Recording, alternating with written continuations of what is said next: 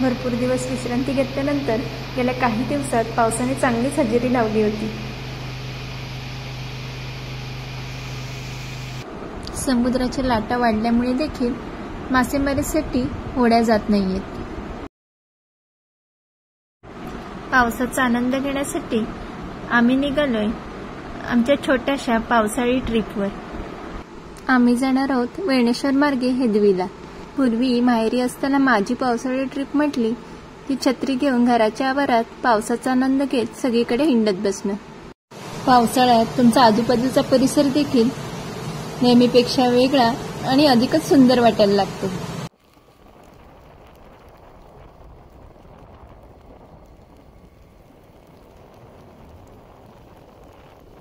तर इथून जो आपल्याला समुद्रकिनारा दिसतोय तो वेणेश्वर गावचा सुंदर समुद्रकिनारा आहे. हा रस्ता बघा, दोन्ही बाजूने हिरवळ, समोर हिरवा डोंगर आणि त्यामधून जाणारा हा छोटासा रस्ता. वाटेतच पुढे आपल्याला एक छोटंसं तळं देखील पाहायला मिळेल.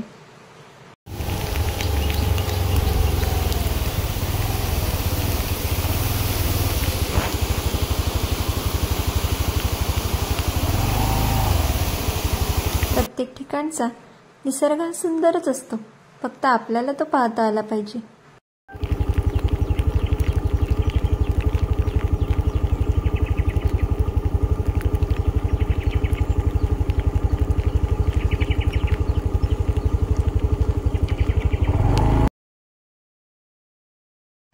तर हिरव्यागार अशा निसर्गातून वाट काढत आम्ही पोचलो निसर्ग संपन्न अशा हेदवी गावात.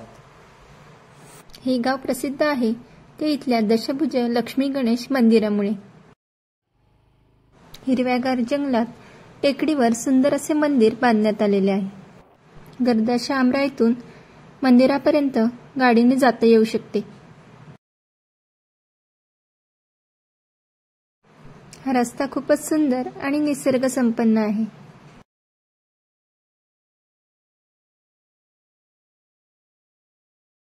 स्थानिक कथेनुसार केळकर स्वामींनी पेशव्यांच्या मदतीने हे मंदिर बांधले. त्यानंतर काही वेळा जीर्णोद्धार होऊन सद्यस्थितीत हे सुंदर मंदिर आपल्याला पाहायला मिळते.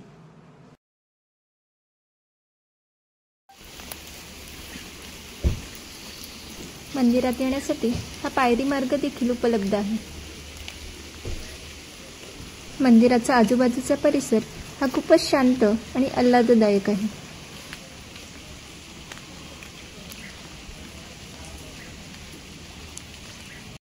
रक्षकाचे प्रतीक असलेल्या या गणेशाच्या वैशिष्ट्यपूर्ण मूर्तीला 10 हात आहेत. त्यामुळे दशभुजा असे नाव पडले. आणि ही अशी वैशिष्ट्यपूर्ण मूर्ती भारतात फक्त येथेच पाहायला मिळते. स्थानिक लोकांच्या सांगण्यानुसार ही मूर्ती शुद्ध संगमरवरात बनवलेली असून काश्मीरमध्ये कोरीवकाम करून नंतर येथे आणण्यात आलेली आहे. मूर्तीच्या उजव्या बाजूच्या 5 हातात चक्र, त्रिशूळ, धनुष्य, गदा व महाळुंग नावाचे फळ आहे व डाव्या बाजूच्या 5 हातात कमळ, पाश, नीलकमळ, तुटलेला दात व धान्याची लोंब आहे. गणेशाच्या डाव्या मांडीवर अष्टसिद्धींपैकी एक सिद्धलक्ष्मी विराजमान आहे. गुहागर तालुक्यातील हेदवी गावातील श्री लक्ष्मी गणेशाचे दर्शन घेऊन आम्ही निघालो पुढच्या प्रवासाला.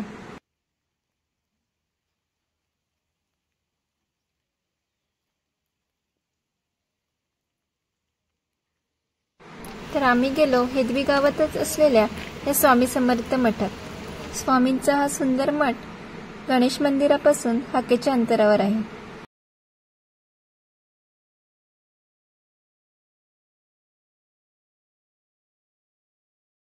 हेदवीतील गणपती मंदिराप्रमाणेच निसर्ग संपन्न असा हा मठ आपल्याला पाहायला मिळतो.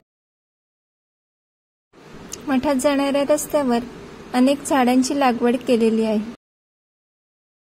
अतिशय सुंदर आणि शांत असा हा परिसर आहे. तर तुम्ही कधी हेदवी गावात आलात तर या मठाला नक्की भेट द्या. इतकं जवळ राहून देखील मला या मठात जायचा योग आजच आलाय.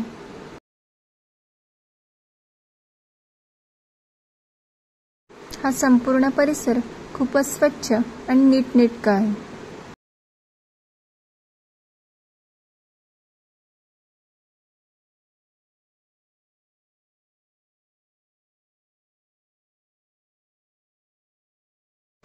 आतमध्ये प्रवेश केल्यावर एक वेगळीच सकारात्मक ऊर्जा आपल्याला मिळते. भिवू नकोस, मी तुझ्या पाठीशी आहे, असे स्वामी सगळ्या भक्तांना सांगत असतात.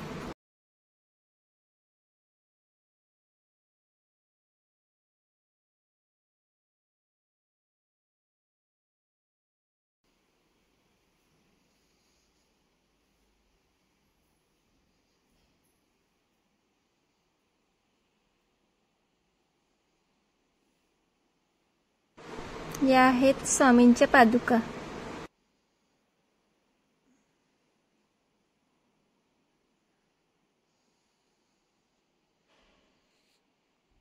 स्वामींची मूर्ती खूपच सुंदर असून मूर्तीच्या दोन्ही बाजूला शंकराचे पिंड पाहायला मिळतात.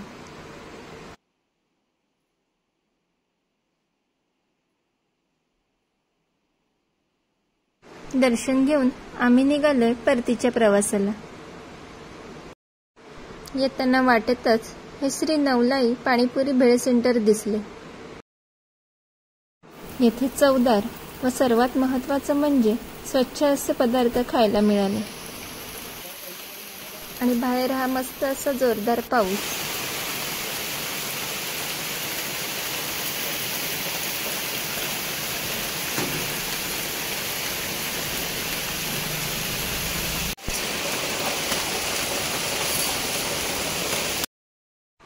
तर आता आम्ही निघालो घरी जायला. आणि जाताना हा छोटासा झरा पाहायला मिळाला. तुम्हाला हा आजचा व्लॉग आवडला असेल तर प्लीज लाईक आणि शेअर करा आणि चॅनलला सबस्क्राईब करायला विसरू नका. धन्यवाद. पुन्हा भेटू पुढच्या व्लॉगमध्ये.